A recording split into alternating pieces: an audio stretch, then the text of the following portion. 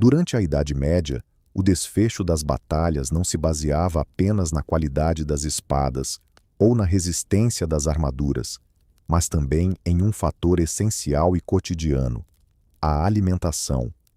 Visualize batalhões de combatentes se preparando para uma campanha. Homens exaustos que em breve marchariam por longas distâncias e enfrentariam adversários. Neste documentário, vocês conhecerão como esses guerreiros medievais se preparavam fisicamente antes de partir para a guerra, quais iguarias lhes proporcionavam força e ânimo, e como exércitos inteiros conseguiam se sustentar em condições adversas.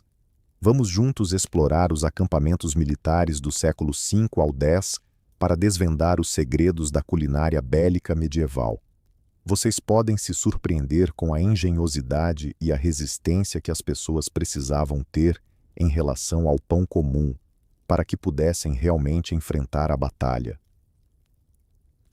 Antes de abrirmos o caldeirão do exército medieval, vamos relembrar por que a alimentação no campo de batalha era tão vital.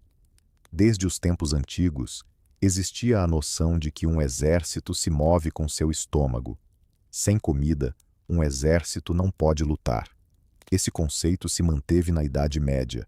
Reis e líderes militares eram plenamente conscientes de que um soldado faminto é cansado, insatisfeito e menos eficaz em combate. Portanto, garantir o abastecimento do exército era crucial em cada campanha militar. No entanto, não era garantido que os soldados tivessem comida suficiente. Frequentemente, os guerreiros medievais enfrentavam a escassez de alimentos. Em breve, veremos como a fome podia comprometer campanhas inteiras ou derrotar um cerco antes mesmo que as espadas fossem desembainhadas. Mas antes de chegarmos a essas situações extremas, vamos investigar a dieta de um típico guerreiro daquela época e o que ele consumia pouco antes de ir para a guerra, a fim de se fortalecer para os desafios que viriam. Sem sustento, não se pode lutar, diríamos hoje, embora esse ditado não fosse conhecido na Idade Média, mas sua verdade era sentida na pele. Garantir alimento para o exército decidia o êxito das campanhas, assim como uma estratégia eficaz ou a bravura dos cavaleiros. Registros de diversas épocas revelam que os líderes se empenhavam em alimentar bem os soldados antes das batalhas ou campanhas. Por exemplo, uma norma do século XIV estipulava que cada soldado tinha direito a uma ração diária de cerca de 800 gramas de pão e 400 gramas de carne, o que correspondia a uma quantidade significativa de aproximadamente 5.000 calorias, necessária para que o guerreiro que se esforçava não perdesse suas forças. Quando as circunstâncias permitiam, os homens recebiam, antes de se dirigirem à luta, uma porção maior de alimentos, para que saíssem com os estômagos cheios. Às vezes, os comandantes ordenavam a matança de alguns bovinos momentos antes da batalha e organizavam um banquete especial para elevar o moral. Fontes históricas indicam que, em momentos decisivos ou antes de um confronto importante, os soldados eram agraciados com uma grande quantidade de carne fresca. Assados generosos e caldeiradas de sopa espessa tinham o poder de elevar o ânimo e fortalecer as tropas. Essa refeição antes da batalha não era uma certeza diária, mas sim uma recompensa e uma estratégia tática para motivar os combatentes. Nesse contexto, a comida se tornava uma verdadeira arma secreta dos líderes. Contudo, é importante lembrar que a realidade das campanhas medievais era severa.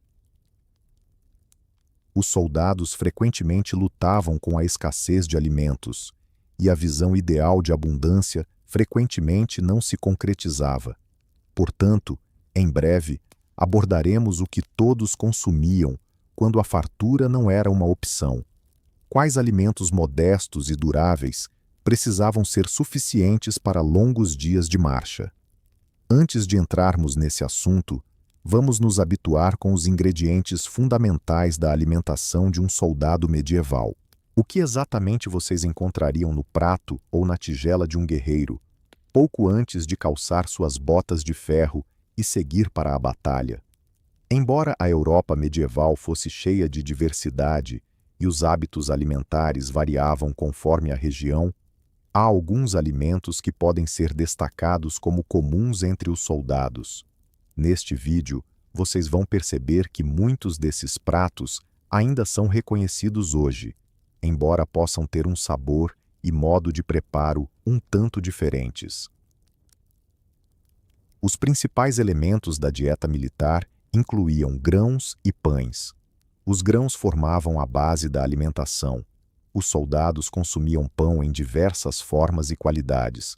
O pão fresco de trigo era um verdadeiro luxo para as classes privilegiadas, enquanto os soldados comuns se contentavam com pães mais escuros, feitos de centeio ou cevada. Este alimento era essencial, substancial, fácil de transportar e acessível. Além do pão, eram feitos mingaus e bolos de grãos.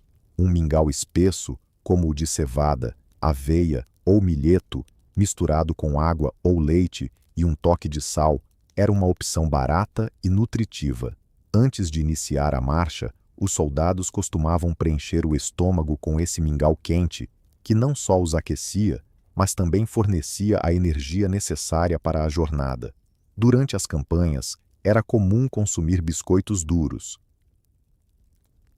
Esses biscoitos secos, feitos de farinha e assados para longa durabilidade, eram ideais para a viagem, pois não se desintegravam, não estragavam e podiam ser mordidos mesmo durante a marcha. Para amolecê-los, os soldados os mergulhavam em água, sopa ou vinho, além de carne e peixe. A carne era o componente mais valioso da dieta, repleta de proteínas e gorduras, servindo como combustível para os músculos. No entanto, nem todos os soldados tinham acesso a ela diariamente. Quando disponível, a carne fresca geralmente era de boi, cordeiro ou porco, dependendo do animal abatido. Os nobres cavaleiros também se deliciavam com a caça, como veados ou javalis, quando tinham tempo para isso. Já os mercenários a pé costumavam se contentar com carne bovina em sopa, com mais frequência do que a carne fresca, optando por carne salgada ou defumada. A carne bovina salgada e a banha de porco eram as conservas mais comuns da Idade Média, durando bastante e oferecendo as calorias necessárias. Um pedaço de banha ou bacon defumado que o soldado levava no cinto podia ser mordido ao longo do caminho. O sal, embora caro, era fundamental para o exército, essencial na conservação da carne e na prevenção da deterioração. Quando marchavam perto de rios ou do mar, o peixe também era uma boa opção. Peixes frescos podiam ser capturados durante o percurso ou adquiridos. No entanto, frequentemente transportavam peixes secos ou defumados, como arenques salgados.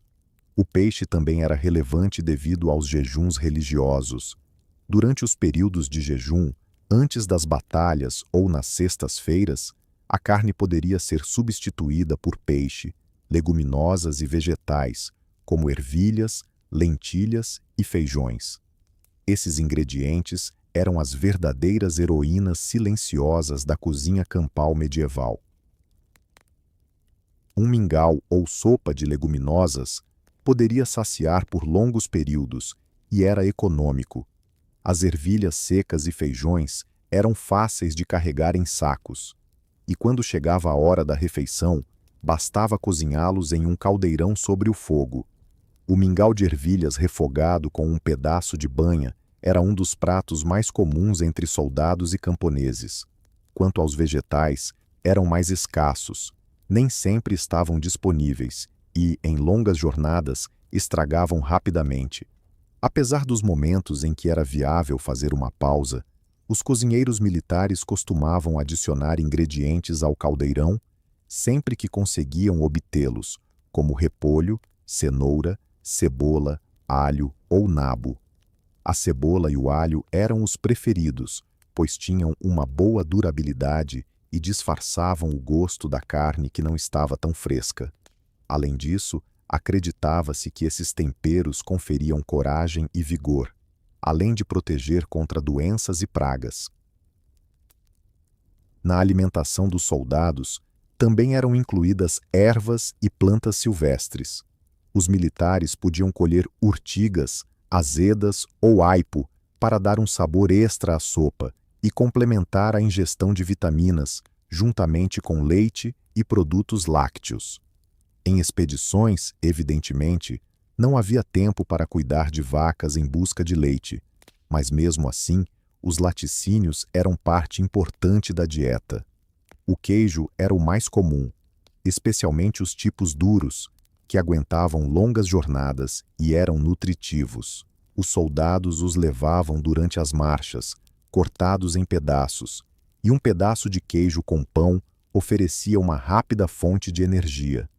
O queijo fresco ou seco, também conhecido como bolinhas de queijo ou pedaços, podia ser armazenado. Em algumas áreas, os soldados tinham acesso a buttermilk ou soro de leite, caso estivessem perto de fazendas. Já a manteiga e a banha eram raridades e se deterioravam com o calor, mas no início das expedições, frequentemente partiam com carroças repletas desses ingredientes para cozinhar. Crônicas do século X na Inglaterra mencionam que parte das provisões do exército incluía barris de manteiga. A gordura era fundamental na gastronomia. Quando acabava, os cozinheiros se viravam usando sebo de animais, junto com frutas e nozes. As frutas frescas eram escassas no campo, mas as secas eram um verdadeiro tesouro. Passas, ameixas secas, figos ou tâmaras, que os cruzados trouxeram do Oriente, traziam um toque doce e refrescante durante as marchas. Um pouco de açúcar das frutas proporcionava energia e melhorava o ânimo. Os soldados transportavam as frutas secas em sacos e as consumiam pelo caminho.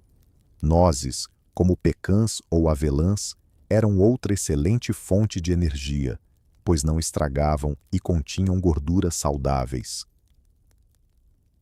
Assim, um punhado de nozes funcionava como barras de energia medievais. Ao acamparem na floresta, os soldados coletavam bolotas, castanhas ou nozes e as assavam. Até mesmo pequenos itens, como morangos silvestres ou espinheiros encontrados pelo caminho, eram aproveitados, embora mais para temperar ou por diversão. Quanto às bebidas, garantir um líquido seguro era, muitas vezes, um desafio maior do que a própria alimentação durante a Idade Média. Água limpa frequentemente não estava disponível ou estava contaminada. Por isso, a bebida habitual dos soldados costumava ser cerveja ou vinho diluído. A cerveja leve, frequentemente turva e com baixo teor alcoólico, fazia parte do consumo cotidiano. Como dizem na República Tcheca, a cerveja era o pão líquido da nação. Relatos históricos indicam que até prisioneiros nas terras tchecas recebiam, no século XIV, um pão e quase 2 litros de cerveja diariamente. Podemos imaginar que um soldado em marcha desejaria uma ração semelhante de líquidos. A cerveja fornecia calorias e era mais segura do que a água dos rios. Nos países do sul, o vinho tinha uma função similar, geralmente diluído em água ou fermentado para uma versão mais leve. Antes das batalhas, os cavaleiros frequentemente se permitiam um cálice de vinho para se sentirem mais corajosos. No entanto, havia uma ordem clara: ninguém deve se embriagar, para que o exército mantenha a disciplina. Na ausência de cerveja ou vinho, a água era a única opção. Os soldados a consumiam, preferencialmente misturada, por exemplo, como ingrediente em sopas ou chás de ervas, ou ainda misturada com vinagre, criando uma bebida refrescante e mais segura, semelhante ao posca romano. Em determinadas ocasiões, eles podiam desfrutar de hidromel ou vinho leve de frutas, especialmente ao atravessar regiões mais ricas. Bebidas alcoólicas mais fortes, como a vodka, só surgiram no final da Idade Média. Portanto, os guerreiros medievais não tinham essa opção para acalmar os ânimos antes das batalhas. Isso foi algo que surgiu posteriormente. O sal e as especiarias eram essenciais. Apesar de a alimentação dos soldados ser bastante simples, isso não significa que fosse sem sabor. O sal, por exemplo, era fundamental não só para conservar a carne, mas também para realçar o seu sabor. Aqueles que tinham acesso ao sal podiam até mesmo temperar uma simples papa, tornando-a bem mais palatável. Além do sal, outras ervas e especiarias eram utilizadas, quando disponíveis. O sabor ardente da pimenta ou a picância da mostarda podiam trazer variedade à alimentação dos acampamentos. A verdadeira pimenta do reino era cara, mas os soldados se contentavam com alternativas caseiras, como zimbro moído, sementes de mostarda ou ervas como tomilho e orégano. Em situações mais favoráveis, especialmente durante banquetes nobres, não faltavam alho e cebola, além de um toque de mel ou vinagre para temperar a carne. Quando um banquete de despedida era organizado antes da guerra, os nobres certamente não economizavam nas especiarias. A carne era apresentada com molhos aromáticos de canela, cravo ou açafrão, com o objetivo de evocar o luxo da corte e, simbolicamente, infundir coragem e um senso de abundância, antes das incertezas que viriam no campo de batalha. Como podemos notar, a dieta do soldado medieval variava de pão simples e ervilhas a carnes defumadas e especiarias exóticas, quando disponíveis. É claro que nem todos tinham acesso a tudo. O que um soldado comia dependia de sua posição, riqueza, região de origem e também da época do ano ou das circunstâncias da expedição.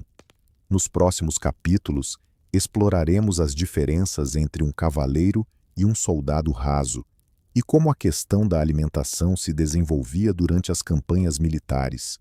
Em breve, veremos como os exércitos se preparavam antes de entrar em combate, quem cuidava da alimentação de centenas a milhares de homens e o que acontecia quando os suprimentos se esgotavam. Antes da partida do castelo ou da cidade natal, era imprescindível garantir a comida. Imaginemos um comandante medieval convocando seus oficiais de suprimento, que eram mais administradores e assistentes, e ordenando: preparem o pão, coloquem a carne em sal, encham os barris de cerveja.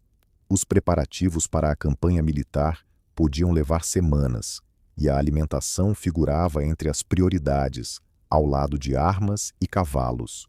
O sistema feudal funcionava de modo que o nobre que convocava seus vassalos frequentemente exigia que cada um trouxesse suprimentos para um número determinado de dias. Por exemplo, poderia solicitar aos cavaleiros que trouxessem um certo número de guerreiros e provisões para os primeiros 14 dias da expedição. Era comum que o exército se alimentasse inicialmente do que cada um levava de casa, como pães, sacos de farinha, barris de banha ou ervilhas. O monarca geralmente fornecia apenas uma parte do que tinha em seus armazéns. Os recrutas mais pobres, que não tinham nada, dependiam do seu senhor para serem alimentados ou esperavam encontrar algo pelo caminho. Por isso, antes da partida, frequentemente ocorriam coletas e requisições. O monarca anunciava um imposto extraordinário em produtos, obrigando os súditos a entregar grãos, gado, queijos, entre outros, para suprir as necessidades do exército. Esses suprimentos eram armazenados em castelos e depois transportados junto ao exército em carroças, que eram de vital importância. Cada exército considerável partia para a batalha com fileiras de carroças repletas de mantimentos, barris de bebidas, utensílios de cozinha e outros apetrechos. Essas carroças funcionavam como armazéns móveis, contendo sacos de farinha e grãos, barris de sal, cerveja, vinho, carne curada, tonéis de gordura, peixe seco e cestos repletos de biscoitos e tortas. Além disso, havia caldeirões extras, frigideiras, tigelas e suprimentos de lenha ou carvão para o fogo. Em algumas expedições, até temos números específicos. Por exemplo, os cruzados enviaram embarcações e carroças especiais com farinha e vinho da Itália, para que não sofressem com a fome durante a jornada rumo à Terra Santa. Às vezes, os suprimentos eram adquiridos antecipadamente de mercadores que já sabiam da necessidade do exército. Com isso, habilmente, eles deslocavam suas caravelas com mercadorias para os locais combinados. Em breve, iremos adentrar o acampamento em si, mas, por ora, permaneçamos nas preparações.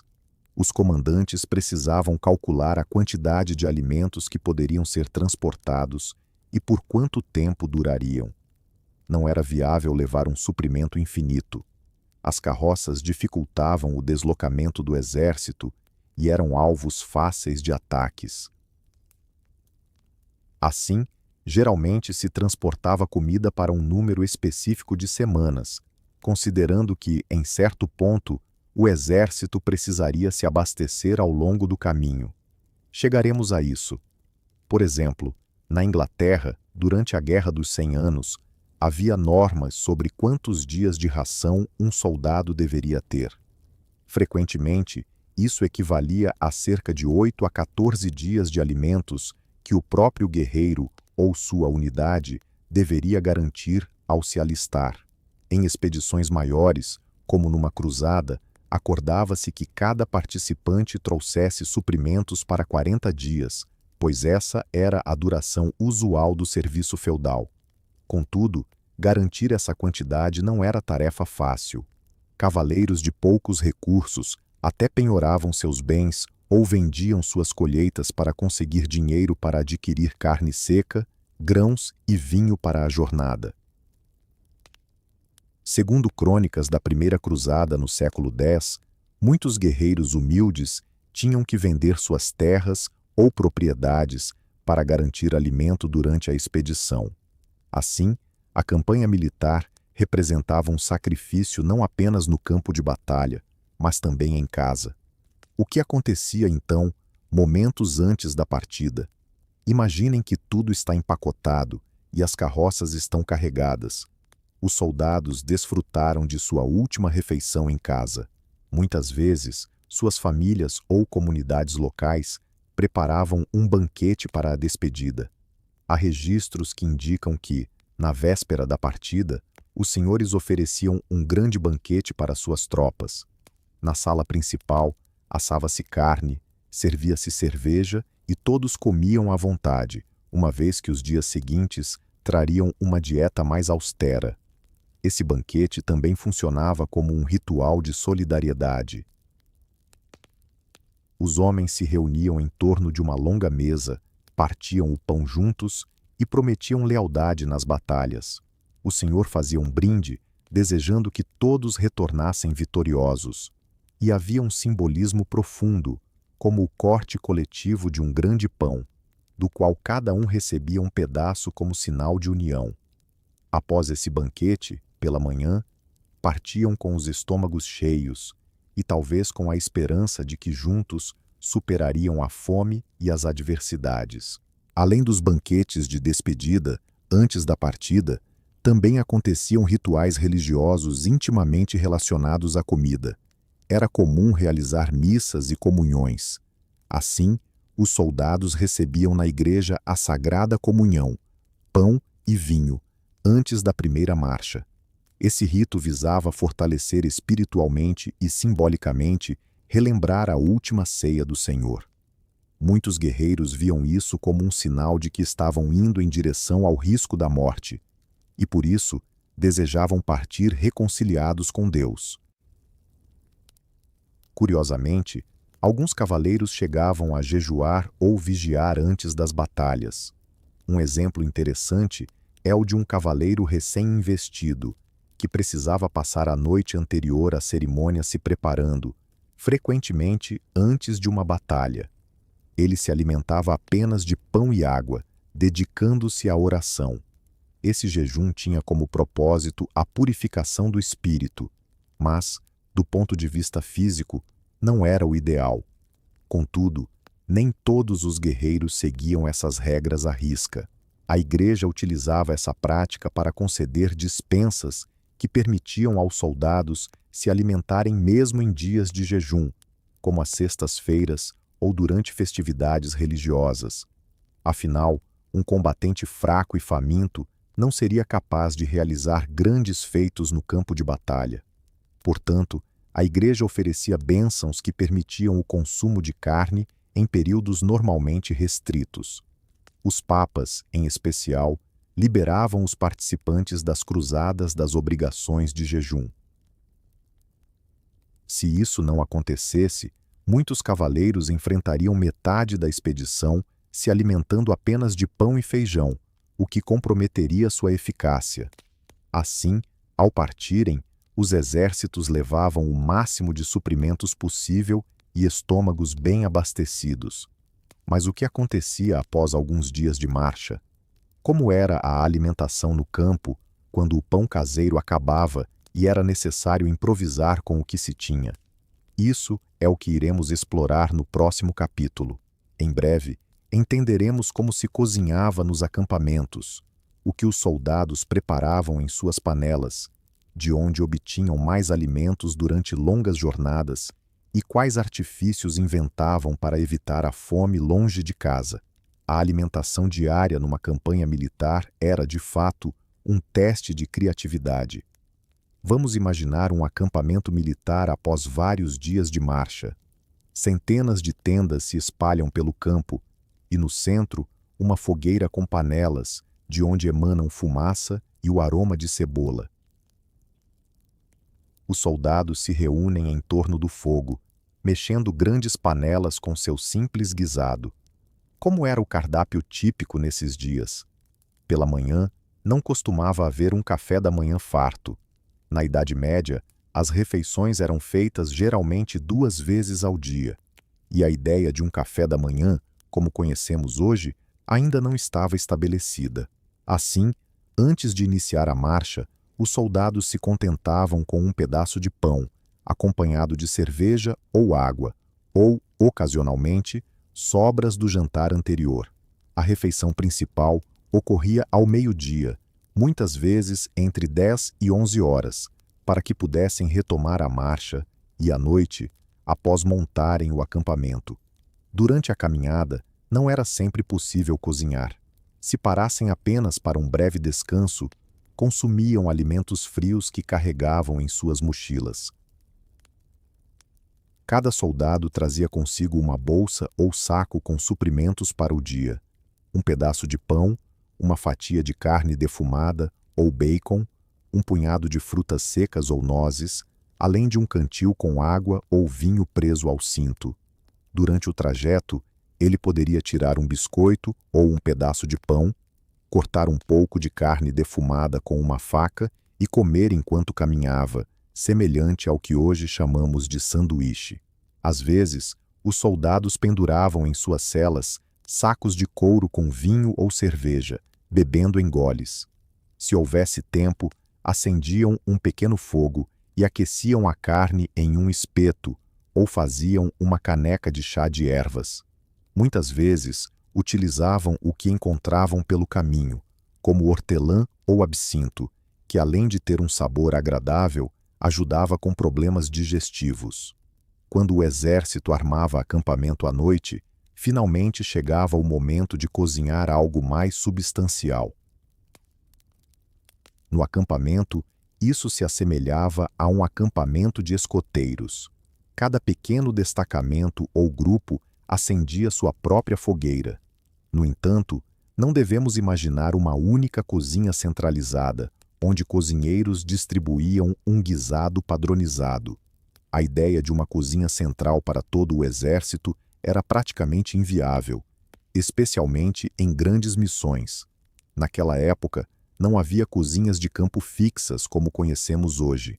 Cada grupo de soldados frequentemente ligados a um mesmo rei ou senhor, preparava suas próprias refeições. Os nobres contavam com os servos para cozinhar separadamente para eles.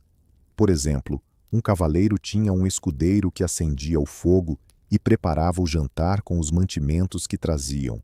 Os soldados comuns, por sua vez, precisavam se organizar em conjunto, revezando-se nas tarefas. Um dia, um deles cozinhava para todos. No dia seguinte, outro assumia a responsabilidade. Em alguns acampamentos, havia também vendedores de comida. Comerciantes ou merceeiros acompanhavam o exército, oferecendo opções de alimentação em troca de dinheiro. Relatos da época indicam que comerciantes acompanhavam tropas tchecas no século X, vendendo cerveja, pão, carne e utensílios.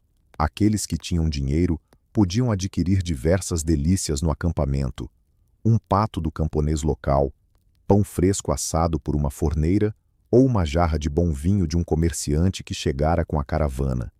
À noite, a base das refeições era uma grande panela ou caldeirão sobre o fogo. Os soldados despejavam tudo o que tinham à disposição e frequentemente preparavam um goulash, ou uma sopa simples, mas nutritiva. A receita costumava ser assim: um punhado de ervilhas, cevada ou trigo no caldeirão, cobertos com água, pedaços de carne seca que cozinhavam até amolecer, um pouco de sal, ou ao menos sal de ervas ou água do mar, quando estavam próximos da costa. Além disso, picavam cebola ou alho e raízes, se disponíveis, cozinhando até que tudo se transformasse em uma sopa espessa e nutritiva. Depois, cada um recebia uma porção dessa mistura em uma tigela de madeira, acompanhada de um pedaço de biscoito ou pão para o jantar. Quando os soldados tinham sorte nos saques, o cardápio podia variar. Podiam caçar um coelho ou fazão na floresta e adicioná-los à sopa, ou, se preferissem, assá-los sobre as brasas. Contudo, muitas vezes, não havia saques e acabavam comendo a mesma refeição repetidamente. Fontes históricas confirmam que os soldados se queixavam da monotonia alimentar. Uma crônica relata as palavras de um soldado: "Já é a terceira semana. Não comemos nada além de feijão e toucinho. Meu estômago está revoltado." Compreensivelmente, uma dieta tão restrita podia causar problemas digestivos. Médicos da época recomendavam a adição de mais vinho e vinagre à comida para auxiliar na digestão. E em algumas ocasiões, os soldados recebiam licores de ervas para combater a diarreia causada por alimentos estragados. Uma estratégia alimentar crucial em campo era levar conservas vivas. O que isso implica? Em vez de transportar grandes quantidades de carne que precisariam ser salgadas, muitos exércitos levavam rebanhos de gado junto com a tropa. Imagine um exército avançando, seguido por um rebanho de bois, vacas, ovelhas ou cabras, funcionando como uma reserva. Quando a comida acabava, um animal era abatido, garantindo carne fresca para todos. Essas conservas móveis eram essenciais, especialmente em longas expedições longe da civilização. Por exemplo, os exércitos mongóis no século X sempre transportavam seus rebanhos de ovelhas e cavalos. Assim, o guerreiro mongol tinha sempre carne fresca, leite e até sangue à disposição. Os mongóis, por vezes, bebiam sangue de cavalo como uma fonte de energia em longas jornadas. Embora os cavaleiros europeus não consumissem sangue de cavalo, o conceito era semelhante: ter gado para abate à mão. Os exércitos franceses ou ingleses da Idade Média frequentemente levavam bois de tração, que em seu tempo enriqueciam a alimentação. Conforme relatos da época, antes da batalha crucial, um grande número de gado foi sacrificado para que as tropas pudessem se alimentar adequadamente e enfrentar o combate com mais vigor. Essa refeição especial, em vez do habitual mingau, aparentemente elevou o ânimo dos soldados. Além do abate, a região fornecia suprimentos. Nenhuma frota medieval conseguia se manter sem comida nos lugares por onde passava, seja por cortesia ou à força. Quando o exército invadia terras aliadas ou próprias, frequentemente as aldeias e cidades eram forçadas a enviar alimentos, como pães, queijos e barris de cerveja. Caso não colaborassem, os soldados tomavam as provisões à força. Em áreas inimigas, o saque era comum, com grupos de suprimento explorando os arredores do acampamento e recolhendo tudo que era comestível: grãos, gado, farinha e vegetais. Essa prática, embora prejudicial aos civis, era uma parte habitual da guerra na Idade Média. Durante certos períodos, especialmente no século XIV, na Guerra dos 100 Anos, essa devastação era sistematicamente chamada de chevauchée, onde uma cavalaria destruía tudo para privar o inimigo de recursos. Para os soldados, isso significava um banquete à custa dos outros. Ao invadir uma aldeia, os primeiros a entrar iam diretamente aos celeiros e adegas. No entanto, se o exército permanecia muito tempo em um local, como durante o cerco de um castelo, surgiam problemas. A região rapidamente se esvaziava. No início, coletavam colheitas e abatiam gado nas proximidades, mas após algumas semanas, tudo o que restava eram terras devastadas. Os destacamentos precisavam se aventurar cada vez mais longe, muitas vezes sob o risco de ataques. Frequentemente, os sitiadores enfrentavam mais fome do que os sitiados, caso o castelo ou a cidade ainda tivessem reservas, enquanto o exército fora já havia consumido tudo. Registros da época relatam situações em que o exército teve que levantar o cerco simplesmente por falta de alimentos. Os defensores, do alto dos muros, podiam até zombar, arremessando alimentos estragados para demonstrar que ainda tinham suprimentos, enquanto do lado de fora, os soldados se viam reduzidos a consumir raízes, e a fome levava até os mais valentes cavaleiros à deserção. Muitos fugiam do acampamento em busca de comida, e a disciplina se deteriorava. Comandantes desesperados não hesitavam em tomar medidas drásticas. Em breve, conheceremos um dos efeitos mais terríveis da fome extrema: o que acontecia quando as pessoas realmente não tinham o que comer. Mas antes de abordarmos essas atrocidades, vamos entender melhor um dia típico no acampamento. O cozimento noturno era um momento crucial para distribuir os saques e as rações. Se durante o dia era possível adquirir algo extra, como um saco de farinha ou um barril de repolho, isso era repartido entre as tropas. Às vezes, havia uma gestão centralizada das rações, especialmente quando os suprimentos estavam escasseando. Durante as cruzadas, por exemplo, alguns comandantes tiveram que determinar que cada soldado receberia apenas meio pão por dia, devido à redução das provisões. A distribuição de alimentos era rigorosamente controlada para evitar tumultos. Os soldados, é claro, reclamavam quando recebiam ração reduzida, mas preferiam isso a passar fome. A escassez afetava a todos, plebeus e nobres igualmente, embora os nobres mais poderosos, por orgulho, pudessem ter algo a mais escondido em seus suprimentos pessoais. Os cronistas relatam episódios em que soldados, consumidos pela fome, invadiam seus próprios trens de suprimento, roubando alimentos antes do previsto para a divisão. Esses atos eram severamente punidos como traição, uma vez que ameaçavam a sobrevivência do exército como um todo. Um assunto à parte eram os enfermos e feridos. Nos hospitais de campanha, eles recebiam uma alimentação mais leve, como caldos de grãos, chás de ervas e pão seco. Para tratar diarreias, recomendava-se o consumo de vinho tinto forte e infusões de casca de carvalho. No caso do escorbuto, a cura estava no chucrute ou no suco de sorveira, se disponível. Isso evidencia como a nutrição e a saúde estavam interligadas. A desnutrição e uma alimentação inadequada geravam doenças que podiam incapacitar mais soldados do que os ataques inimigos. Muitas expedições falharam devido a epidemias causadas pela falta de alimentos e pelas precárias condições de higiene nos acampamentos. Não podemos esquecer o papel fundamental das mulheres na alimentação durante as campanhas. Apesar de a maior parte do exército ser masculina, frequentemente mulheres, esposas, amantes, vendedoras e lavadeiras se juntavam aos acampamentos. Elas assumiam frequentemente a função de cozinheiras. Enquanto os homens montavam as tendas e faziam a segurança, as mulheres preparavam a massa para bolos, cozinhavam sopas e garantiam que houvesse pelo menos alguma comida quente.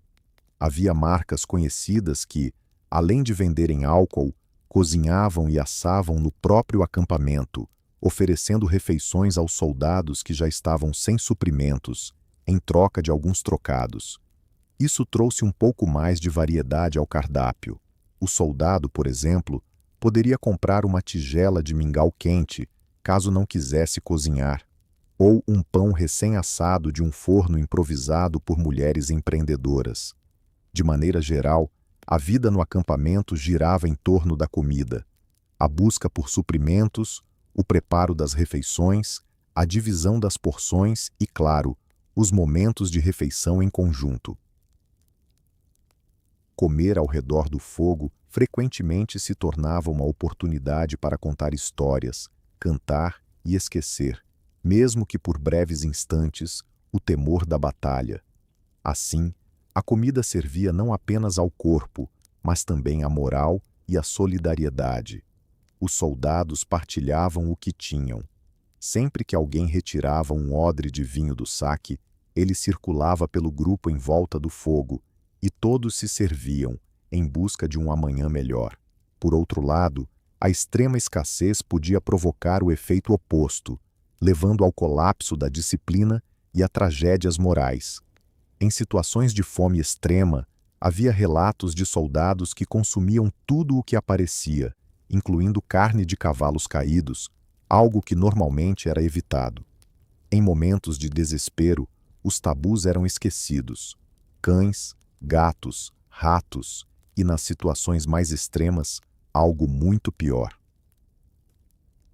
Segundo os cronistas da Primeira Cruzada, durante o cerco à cidade síria de Maharat al-Numan, em 1908, houve casos de canibalismo entre os cruzados. Alguns soldados, em um estado de fome desesperadora, comeram os corpos de inimigos caídos. Este episódio horrendo foi registrado com grande aversão pelos autores da época, mas revela até onde pode chegar o desespero de um exército faminto. Felizmente, esses episódios extremos eram raros. Na maioria das vezes, os soldados buscavam encerrar a expedição ou se render, ao invés de chegar a tais extremos. Contudo, a fome se mostrava um dos maiores inimigos dos soldados medievais. Mesmo os renomados exércitos de cavaleiros podiam enfrentar sérios problemas se a logística não garantisse o suprimento necessário. Agora, já descrevemos o que e como os soldados medievais se alimentavam durante as expedições. Resta observar as diferenças na dieta entre os diferentes grupos de soldados. Assim, nem todos se alimentavam da mesma maneira. O cardápio de um cavaleiro e de um arqueiro era distinto, assim como as opções variavam entre as estações do ano. Também havia pratos típicos de cada região. Logo, vamos explorar como, por exemplo, a dieta de um mercenário checo se diferenciava da de um arqueiro inglês ou de um cavaleiro mongol, além de quais eram os privilégios alimentares de uma tropa de elite em comparação à infantaria comum. A estrutura social na Idade Média era bastante rígida, refletindo-se nas refeições que cada grupo consumia. Durante um banquete, o cavaleiro degustava um javali ao molho de ameixa, acompanhado de vinho aromatizado, enquanto um soldado comum naquela mesma noite poderia se contentar com uma simples tigela fumegante de mingau de ervilha. Antes de uma batalha, essas disparidades às vezes se tornavam menos evidentes. O senhor e seus homens podiam se sentar à mesma mesa, dividindo o mesmo pão. Mas assim que estavam em combate, as diferenças de status voltavam à tona. Os nobres líderes e cavaleiros desfrutavam de suprimentos de qualidade superior. Primeiramente, eles traziam consigo uma maior quantidade e alimentos mais refinados. Suas caixas e barris estavam repletos de iguarias que podiam comprar. Além disso, contavam com a ajuda de servos. Um cavaleiro poderia ter um caçador na sua comitiva, que ao longo do caminho fornecia carne fresca, ou um cozinheiro que preparava pratos saborosos, mesmo nas condições adversas do campo. Por exemplo, as regras dos cavaleiros templários estabeleciam de maneira surpreendentemente saudável como deveriam se alimentar. Pesquisas históricas indicam que eles consumiam carne apenas 2 vezes por semana, optando, na maior parte do tempo, por leguminosas, vegetais, peixes, azeite de oliva e um pouco de vinho, resultando em uma dieta saudável e de influência mediterrânea.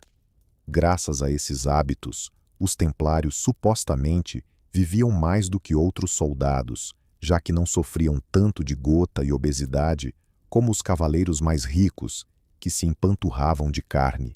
Entretanto, a maioria dos cavaleiros não seguia essa moderação. Os mais abastados consumiam grandes quantidades de carne, como atestam as crônicas da época. Por exemplo, no século X, muitos padeciam de gota, uma condição provocada pelo consumo excessivo de carne e alimentos gordurosos. O cavaleiro, portanto, se permitia o que era capaz de obter. No café da manhã, um frango assado. No almoço, uma espessa sopa de carne. E no jantar, um pernil ao alho. Claro, isso acontecia apenas quando os suprimentos estavam disponíveis em meio à agitação da batalha, e o nobre acabava se contentando com o mesmo mingau que seu servo.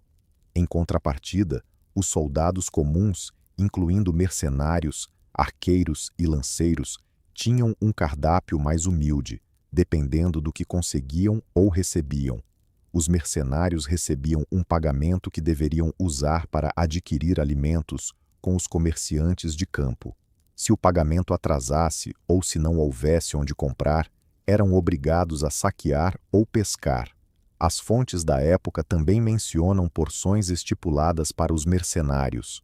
Por exemplo, em um exército liderado por Carlos II, provavelmente Carlos II de Navarra ou outro governante medieval, a ração diária de um mercenário era de 800 gramas de pão, 400 gramas de carne bovina, além de um pouco de carne suína ou de cordeiro, um pedaço de toucinho, ovos e um pouco de vinho. Esse cardápio não seria nada mal mesmo nos dias de hoje. Contudo, a questão é se essas porções eram realmente entregues ou se eram apenas uma cota idealizada, com a realidade podendo ser bem inferior. De qualquer forma, é visível que, sempre que possível, os comandantes se esforçavam para garantir que os soldados tivessem carne pelo menos uma vez ao dia, sabendo que um homem cansado necessitava de proteínas. Na falta de carne, essa proteína precisava ser substituída por leguminosas. Um arqueiro no exército inglês durante a Guerra dos 100 Anos frequentemente se alimentava de forma modesta. Pela manhã, um pouco de cerveja e pão. Durante o dia, cebola e queijo. E à noite, um pote de feijão com um pouco de toucinho. Um nobre francês, do outro lado do campo de batalha, tinha à sua disposição vinho, pão branco e pombos assados. No entanto, curiosamente, os senhores bem alimentados eram frequentemente menos resilientes. Quando a comida acabava, o cavaleiro privilegiado sofria mais do que o agricultor, que havia se alimentado de forma modesta ao longo de sua vida. As particularidades regionais eram definidas, em grande parte, pelo que era cultivado em cada área e pelos costumes locais. Por exemplo, na Escandinávia, A dieta dos soldados era fortemente baseada em peixe. Os guerreiros vikings, durante a Idade Média, consumiam bacalhau seco, carne de arenque e mingau de aveia, acompanhados de hidromel ou soro de leite. Nos países do Mediterrâneo, o vinho, o azeite, o trigo e as especiarias eram essenciais. Os cruzados que viajaram da Inglaterra e da Alemanha até a Terra Santa ficaram impressionados com os pães locais, as tâmaras e os pratos temperados dos sarracenos. No entanto, rapidamente se adaptaram.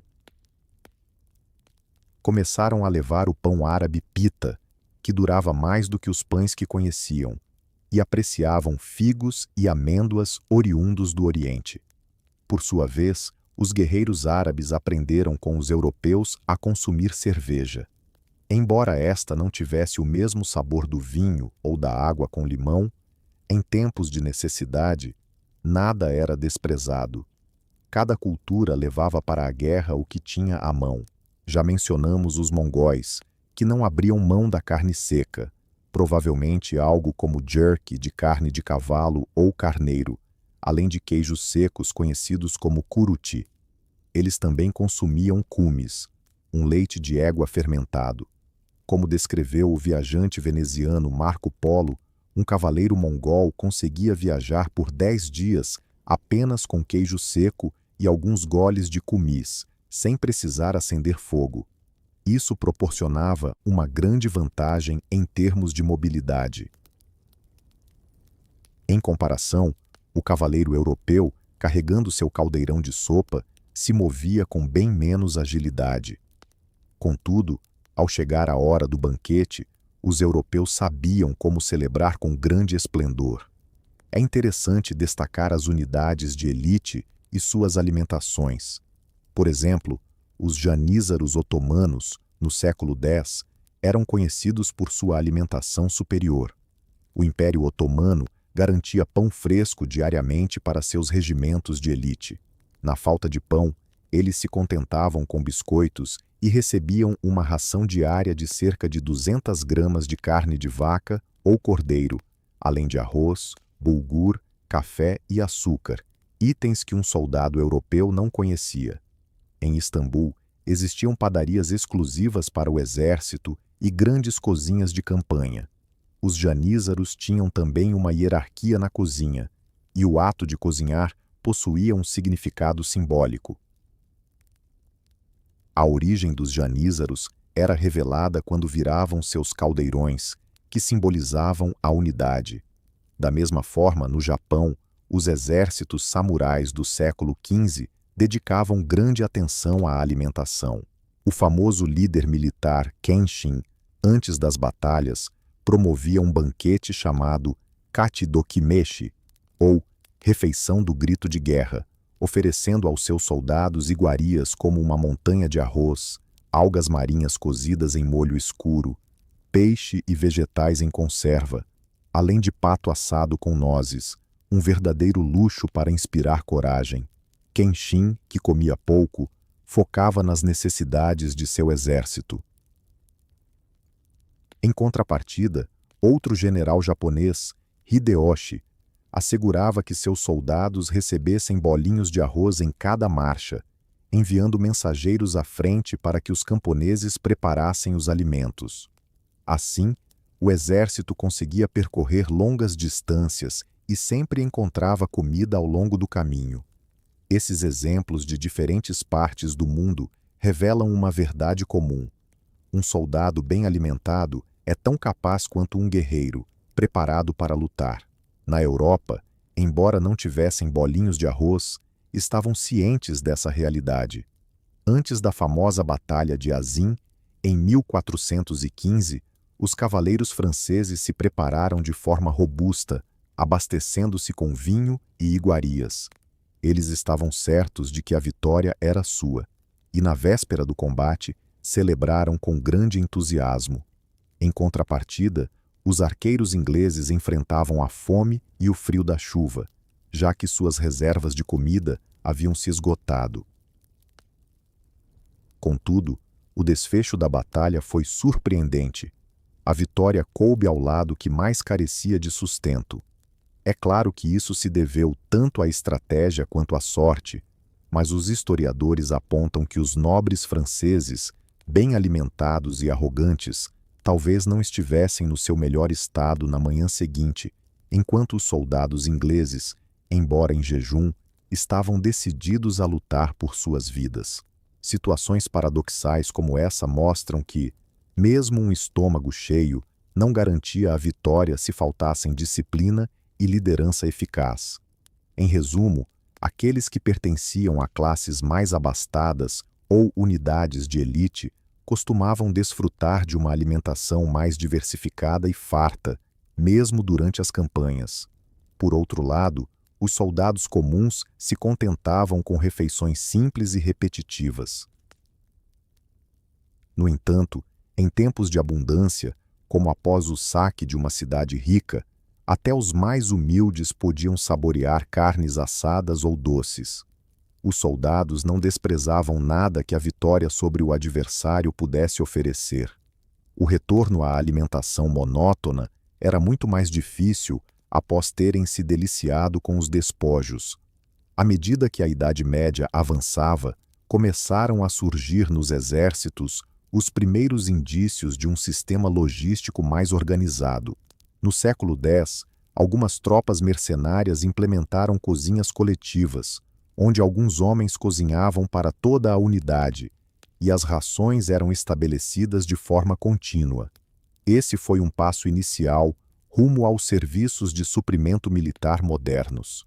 Além disso, as técnicas de conservação de alimentos evoluíram.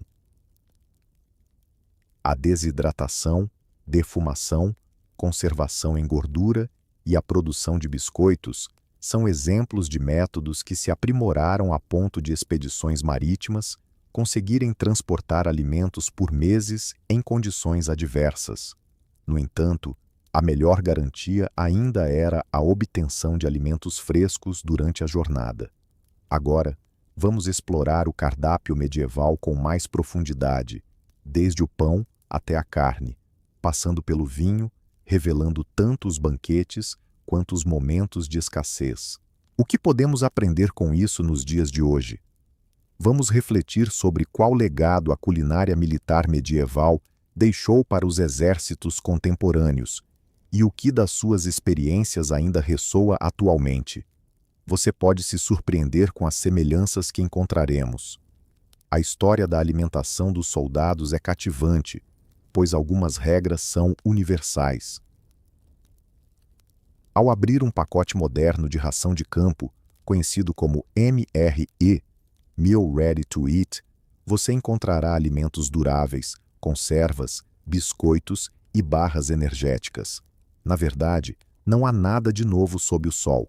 Os soldados medievais já criavam suas versões de MRE. Eles consumiam carne seca, biscoitos duros, frutas secas e vegetais salgados.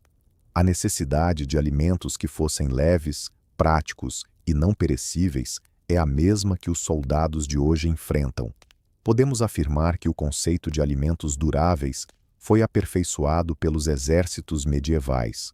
Os biscoitos e conservas militares atuais são mais sofisticados, saborosos e enriquecidos com vitaminas, mas o precursor de cada porção moderna é o simples biscoito medieval, adoçado com mel e especiarias, que um dia um cruzado levou consigo.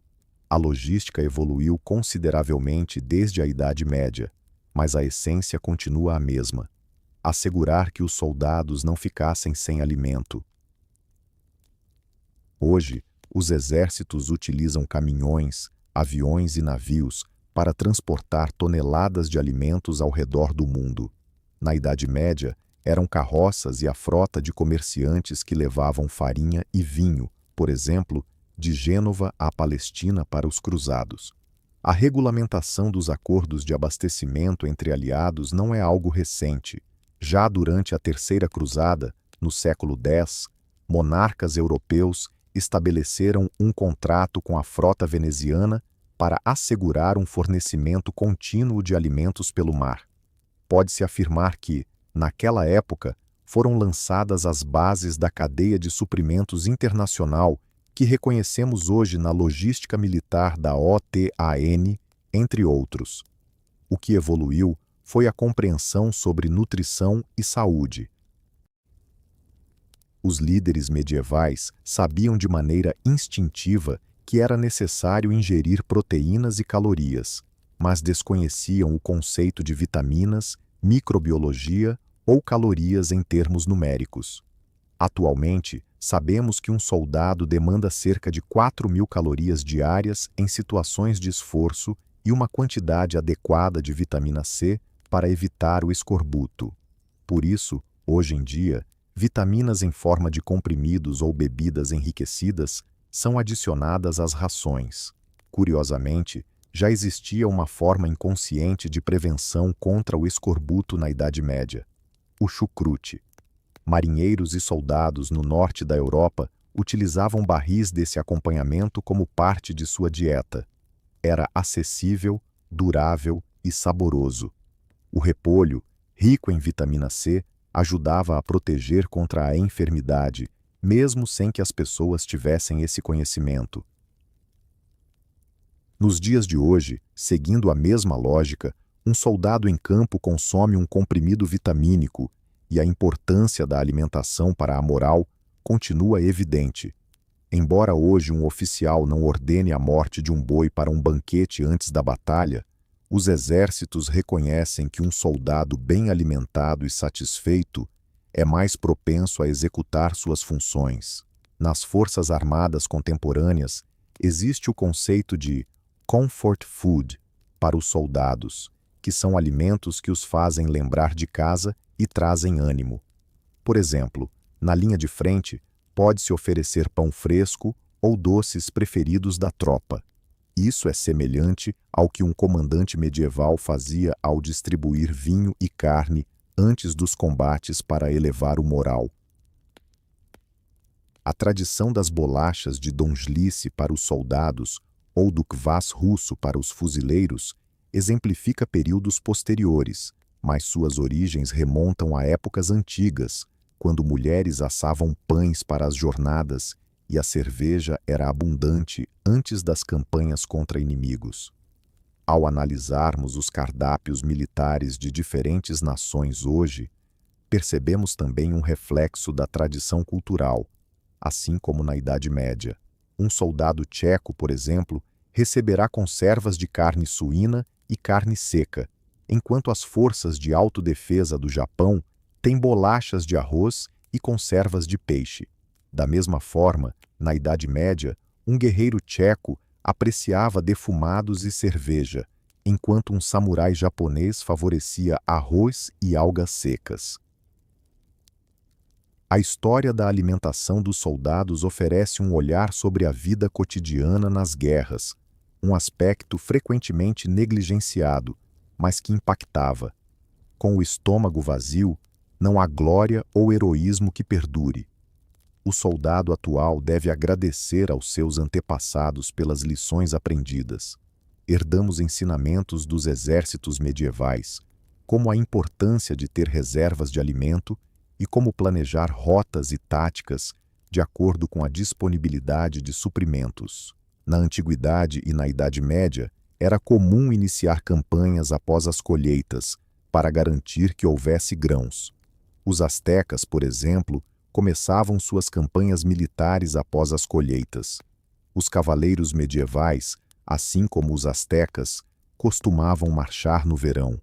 Os cronistas medievais nos legaram contos de advertência sobre as desventuras de exércitos que desconsideraram o abastecimento.